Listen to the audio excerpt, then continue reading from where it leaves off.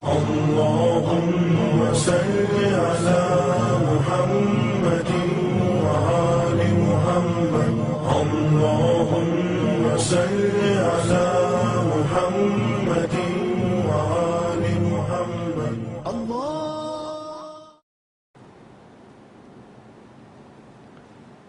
Bismillahirrahmanirrahim. Assalamualaikum warahmatullahi wabarakatuh.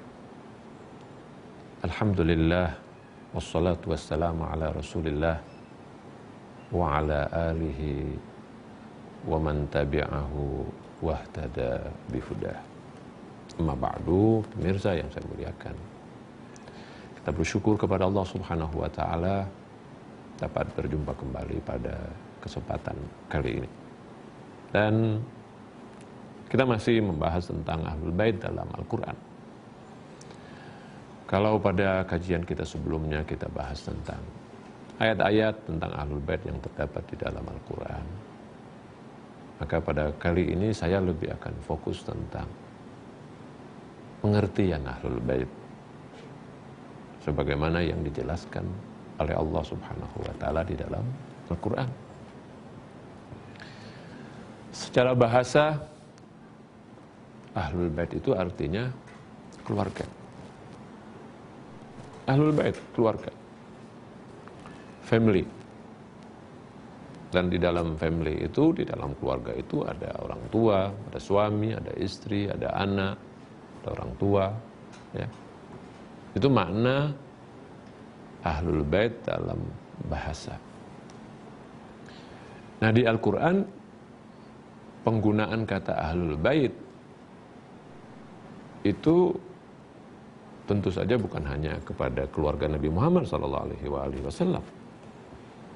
Kepada keluarga Nabi Ibrahim pun Allah Subhanahu wa ta'ala menggunakan kata Ahlul Bait. Kepada keluarga Imran pun Allah Subhanahu wa ta'ala menyebut tentang kata Ahlul Bait. Di mana di balik kata Ahlul Bait tentu saja kita harus akui ada laki, ada perempuan, ada suami, ada istri. Tetapi ketika kita berbicara tentang Ahlul Bait dalam makna yang khusus, yang kita maksudkan adalah, dan nanti yang dimaksudkan oleh Al-Quran adalah keluarga Rasulullah SAW. Jadi keluarga Nabi Muhammad yang nama-namanya, orang-orangnya nanti ditentukan oleh Rasulullah SAW. Jadi kita harus bedakan antara dua hal. Ahlul Bait dalam pengertian bahasa, yaitu keluarga, dan itu bisa diterapkan kepada keluarga manapun, keluarga seseorang, ya, keluarga seseorang. Tapi ada makna yang khusus, yaitu keluarga Nabi Muhammad SAW. Maka kalau berbicara tentang keutamaan Ahlul Bait di dalam Al-Quran, yang dimaksud adalah keluarga Nabi Muhammad SAW. Nah, untuk Nabi Muhammad SAW, untuk keluarga Nabi Muhammad SAW, kata Ahlul Bait itu ditegaskan oleh Allah Subhanahu wa ta'ala di dalam surat At-Tathir, yaitu firman Allah Subhanahu wa ta'ala, innama yuridullah liyudhiba ankumur rissa ahlal bait wa yutahhirakum tathira. Ayat ini, saudara-saudara, para pemirsa semua, tidak berdiri sendiri. Tetapi ayat ini merupakan bagian dari satu ayat yang panjang, ya, yang berbicara tentang istri-istri Nabi. Jadi Allah Subhanahu wa ta'ala sebetulnya sedang berbicara tentang istri-istri Nabi. di mana Allah Subhanahu wa taala itu memberikan catatan-catatan, peringatan-peringatan kepada istri-istri Nabi. Tapi di tengah pembicaraan tentang istri-istri Nabi itu kemudian Allah Subhanahu wa taala mengangkat ayat ini, bahwa Allah Subhanahu wa taala semata-mata bermaksud mensucikan ahlul bait dan membuang dari mereka segala noda dan kotoran. Nah, karena posisi ayat ini di tengah pembicaraan tentang istri-istri Nabi, nah ini menimbulkan berbagai persepsi tentang siapa sih yang dimaksud dengan ahlul bait. Apakah yang dimaksud dengan ahlul bait itu adalah istri-istri Nabi? Ataukah yang dimaksud dengan ahlul bait itu adalah istri Nabi plus keluarga Nabi yang lain? Dalam hal ini anak Nabi, cucu Nabi. Ataukah ahlul bait itu adalah keluarga besar Nabi, tidak hanya pada keluarga kecil, tapi termasuk pamannya, termasuk sepupunya misalnya. Ataukah ahlul bait itu sekelompok, sebagian dari keluarga Nabi?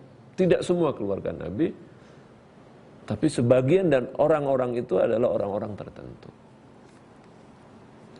Ada 4, mungkin sampai 5 kemungkinan yang bisa ditafsirkan dari pengertian ahlul bait di dalam ayat At-Tathhir tadi, di dalam surat Al-Ahzab ayat 33. Nah, untuk lebih jelasnya kita akan buka ayat Al-Quran yang berbicara tentang istri-istri Nabi itu dulu, ya. Kemudian kita akan lihat bagaimana kemudian Allah Subhanahu wa taala menjelaskan tentang ahlul bait. Kita lihat ayat-ayatnya, kita lihat bagaimana nanti yang dimaksud, siapa yang dimaksud, siapakah ahlul bait itu. Kita akan lihat bahwa sesungguhnya ahlul bait itu bukan istri-istri Nabi yang dimaksud oleh ayat Quran ini, ya, bukan istri-istri Nabi.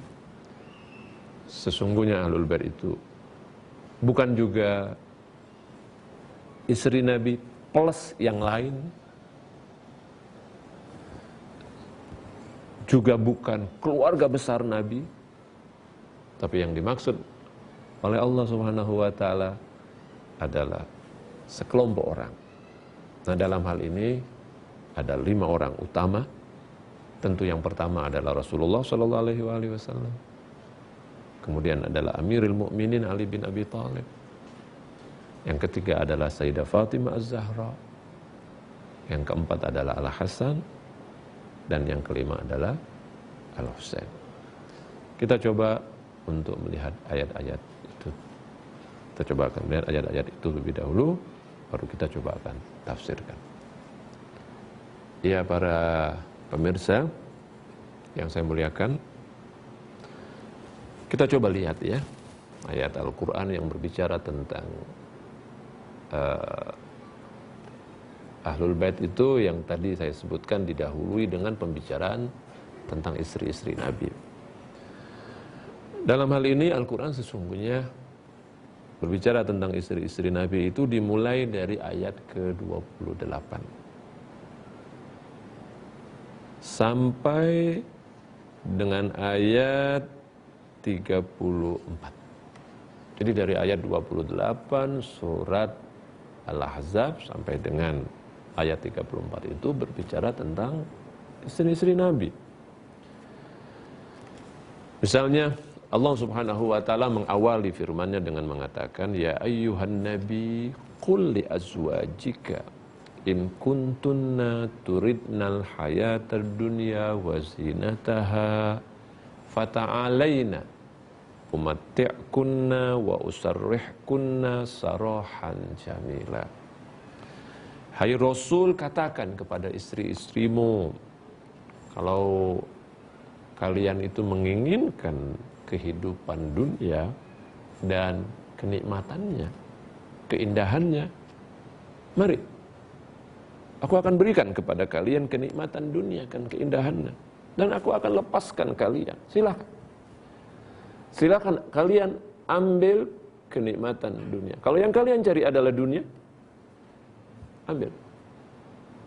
Tapi kata Allah, wa in kuntunna turidnallaha wa rasulah wad darul akhirah fa innallaha a'adda lil muhsinati minkunna ajran 'azim. Tapi kalau yang kalian inginkan itu adalah Allah dan Rasulnya serta akhirat, maka Allah subhanahu wa ta'ala akan siapkan, Allah siapkan buat al-muhsinat minkunna, yang baik-baik di antara kamu, ajran 'azim, pahala yang pahala yang besar. Nah, ini sebuah pilihan yang Allah berikan kepada istri-istri Nabi. Kalau kalian menginginkan dunia, ambil dunia.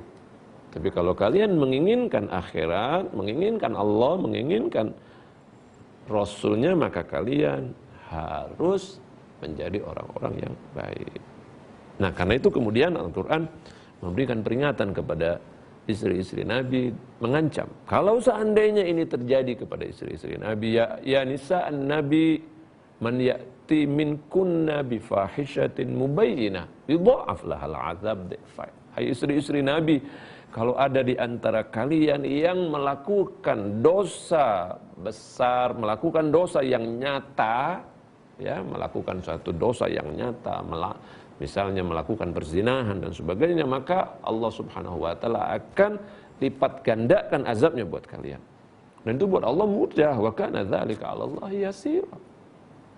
Tapi barang siapa yang kemudian wa man yaqnut minkunna lillahi wa rasulih, barang siapa di antara kalian yang taat pada Allah, patuh kepada Rasul, wa ta'mal salihah, dan berbuat baik, nu'tiha ajraha marratain, kami akan memberikan pahala kepadanya 2 kali, wa a'tadna laha rizqan karimah, dan kami akan anugerahkan kepada mereka, pada perempuan yang seperti itu, istri seperti itu, anugerah yang luar biasa.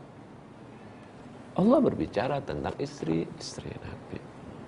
Jadi dari ayat 28 sampai dengan ayat 34. Nah, ditutup dengan firman Allah, wadhkurna ma yutla fi buyutikunna min ayatillahi wal hikmah. Ingatlah apa yang dibacakan di rumah-rumah kalian dari ayat-ayat Allah dan hikmah-hikmah, ilmu-ilmu, pelajaran-pelajaran. Innallaha kana latifan khabira. Allah subhanahu wa ta'ala maha halus, maha baik, dan maha mengetahui. Nah, ketika Allah subhanahu wa ta'ala berbicara tentang istri-istri Nabi, mengingatkan mereka, mengancam mereka, menjelaskan bagaimana seharusnya mereka itu, di tengah-tengah itu kemudian Allah subhanahu wa ta'ala berbicara tentang siapa itu ahlul bait. Nah, pada ayat 33 Allah berkata, waqarna fi buyutikunna. Hai istri-istri Nabi, tinggallah kamu di rumah kamu, wala tabarrajna tabarrujal jahiliyatil ula, janganlah kamu itu berhias sebagaimana hiasan jahiliyah yang ula, di mana berhias dengan cara yang senonoh atau yang tidak senonoh.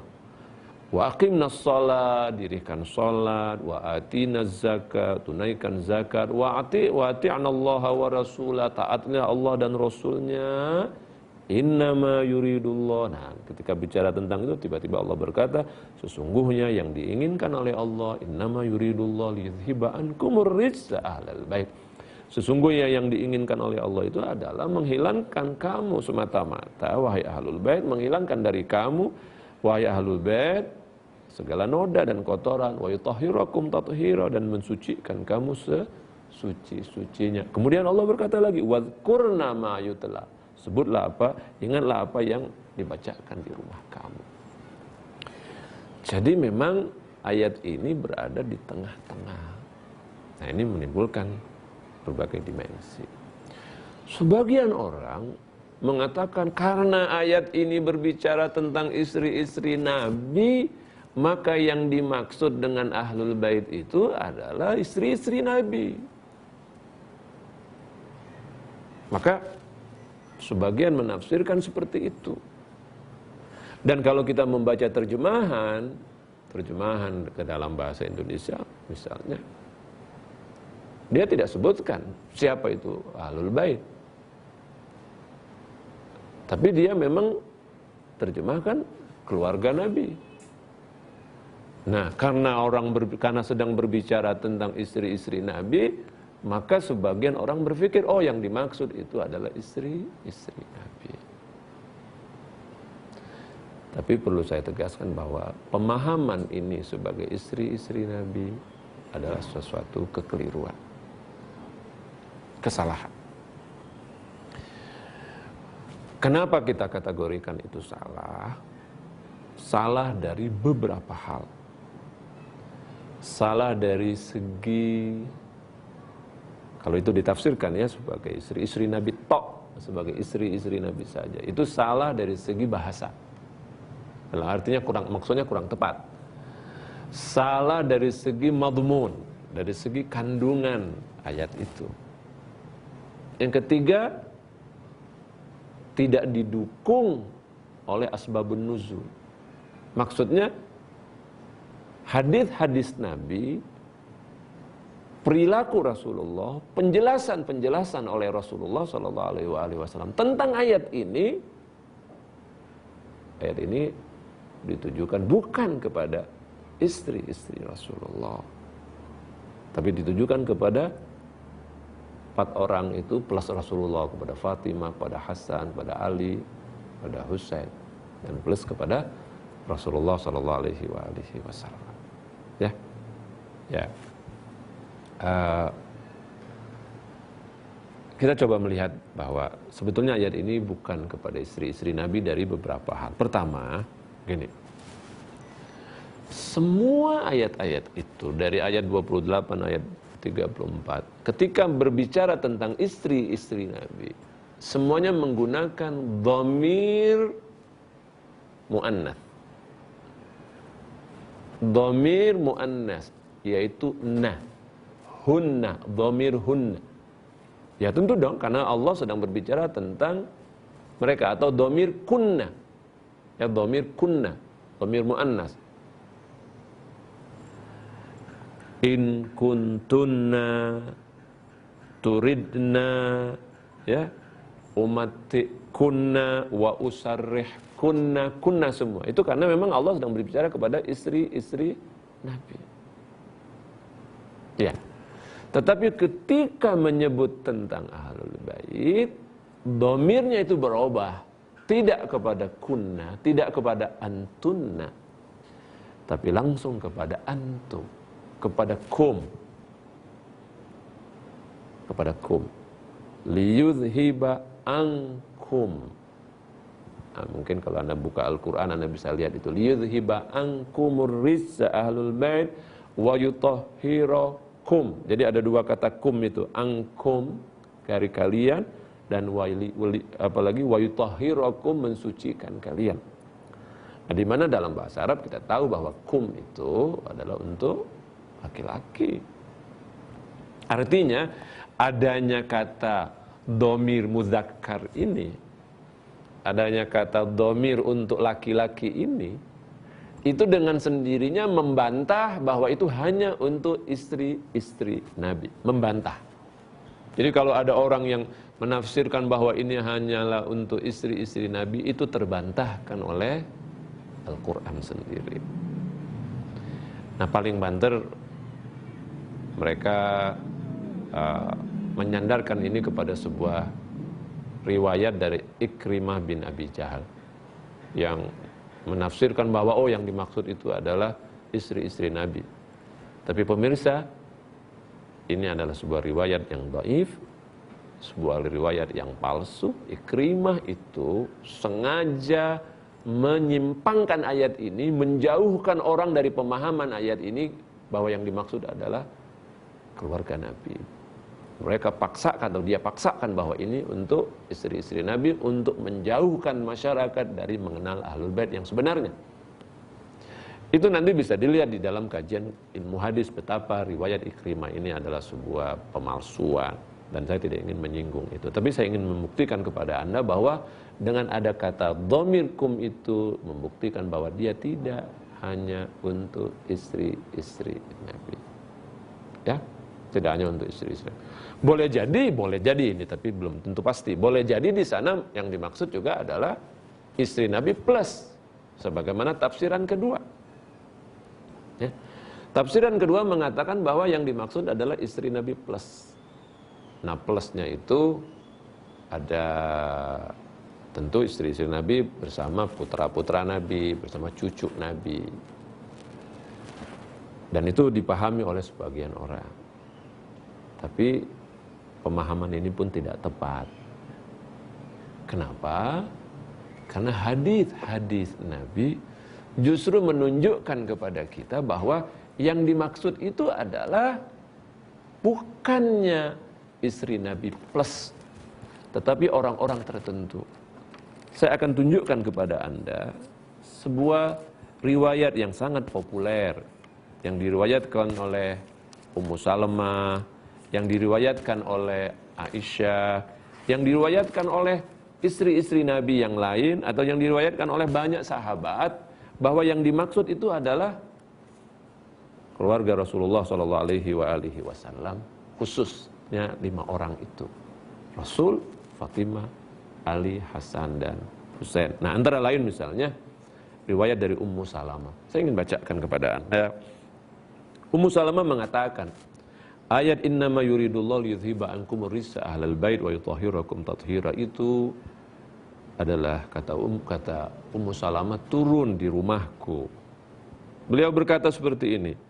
Suatu saat Rasulullah meminta Ali, Fatimah, Hasan, dan Husain untuk datang menemuinya.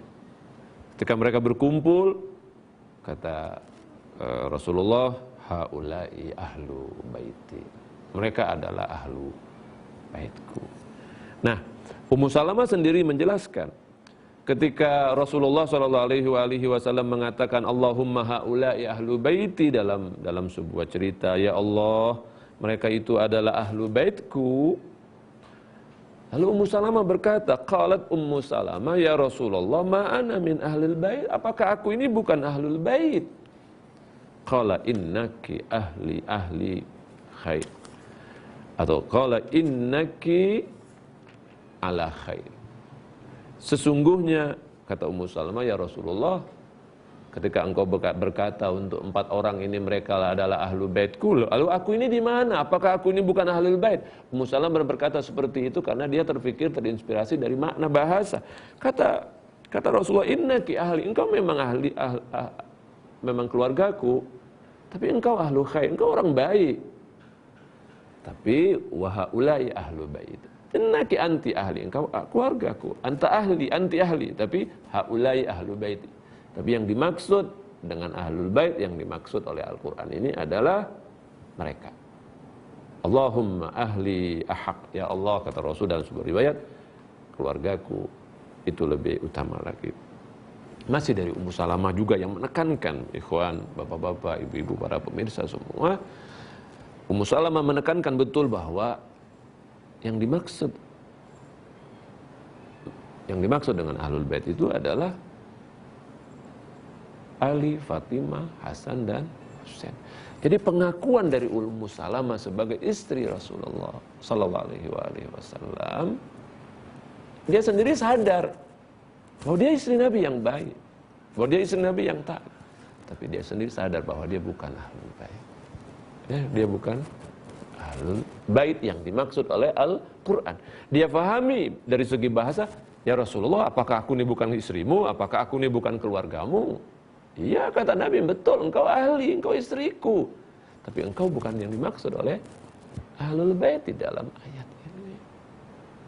Nah, kita bisa lihat tafsiran yang lain dari Ummu Salamah tadi sudah lihat, dari Aisyah sendiri yang mengatakan, menjelaskan ayat ini, nazalat, kata Aisyah, turun pada Ali, Hasan, Husain, dan Fatimah. Pemirsa, kita perlu nanti tambahkan penjelasan tentang ini, ya. Tapi kita sejenak berakhir dulu di sini untuk kita lanjutkan pada episode berikutnya, bahwa yang dimaksud dengan ahlul bait itu adalah 5 orang secara khusus itu. Sekali lagi, dia adalah Ali, Hasan, Fatimah, dan Husain serta Rasulullah sallallahu alaihi wasallam. Mudah-mudahan kita akan jumpa lagi dalam pembahasan yang lebih luas lagi. Terima kasih. Assalamualaikum warahmatullahi wabarakatuh. اللهم صل